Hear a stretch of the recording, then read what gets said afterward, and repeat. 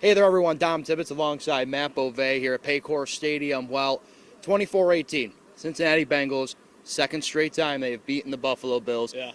And the Bills did the thing that they've done so many times in all these losses this season, Matt, as they've just shot themselves in the foot. Yeah. And the mistakes piled on. The offense couldn't get into a rhythm. Stop me if you've heard that one before. Yeah, It just compounded over and over tonight. They looked amazing on the first drive of the game. They had 7 points right out of the gate. You thought this was going to be just an absolute offensive explosion for both teams. The Bengals moved the ball with ease. The Bills moved the ball with ease. You were like, okay, this could be a really good game. And then after that, they had only one field goal until the final moments of the game when they got another touchdown and a 2-point conversion to give themselves at least a glimmer of hope. Now, ultimately, that ended up, and I just don't get why this offense cannot seem to figure things out. You can only say they can't get into a rhythm and they start slow so many times. At this point, it is very clear something is wrong. They are not good enough. I do not know what it is, but when you look at the evidence of tonight, Josh Allen was fine. He had a really bad mistake. The interception was a bad play. Yep. After that, Stephon Diggs was their best offensive playmaker. Dalton Kincaid was good, aside from the very costly fumble, which he totally owned up after the game. He said, I do not need to put myself in that position. That was a mistake. I need my quarterback to trust me when I do stuff like that. He's not going to trust me. After that, though, who did anything for them? Who else was there? Gabe Davis did not have a catch. The answer was no one. The answer is pretty much nobody. I mean, there was a couple nice complementary plays, but nobody consistently. And when you look on the other side of the ball, and I realize how stacked Cincinnati is, Jamar Chase didn't do much in this game either. He had a big catch later, but there were other guys who stepped up. There were tight ends who you would probably never heard of who were making plays. T. Higgins was making plays. Tyler Boyd had a couple nice catches. The Bills currently do not have anybody like that, and now they need to figure out, is it a scheme thing? Are they not getting open because of that? Or is it they're not getting open because they're just not good enough? Or is their quarterback missing them? Maybe it's a combination of all three, but I think it's probably closer to the top two. It's a scheme thing, and maybe they're just not good enough. Well, not for anything, too.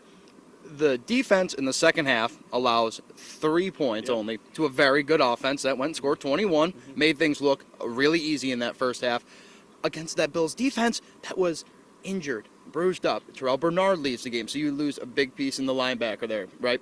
Christian Benford comes out of the game. You're basically just playing with duct tape and silly putty, piecing the entire Bills defense together, and they're doing a good job. Yeah. I think Sean McDermott called a good defensive scheme in the second half that kept them in the game, but the offense, a team that has more than enough capability to score 30-plus in a game, just unable to do that, right?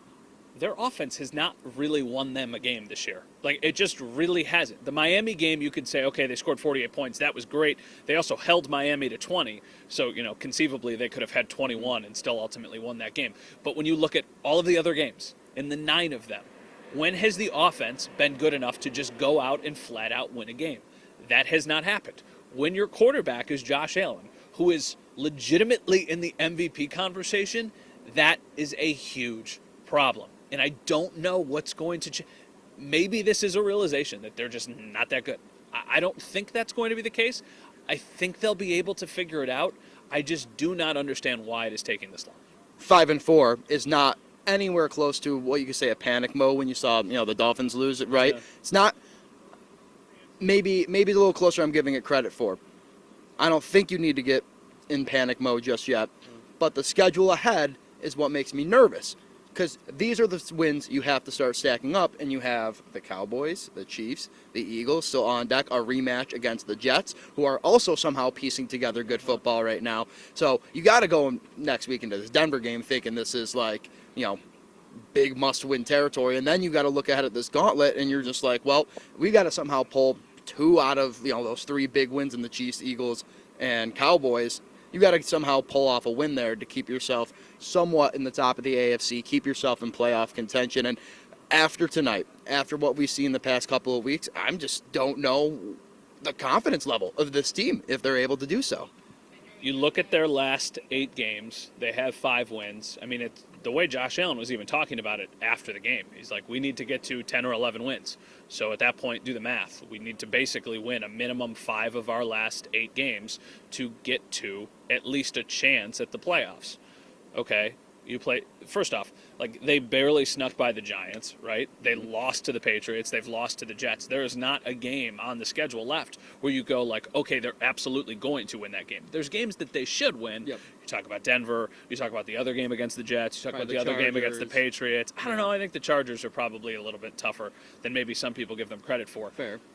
But to even hear Josh Allen saying that, like, realistically, we know we need to get to 10 or 11 wins to give our chance in the AFC, is so far removed from the mindset that this team has had the last several years, where it was, okay, let's go be the 1 seed. Like, that's not going to happen, all right? That is no longer a thing. It all depends on your perspective.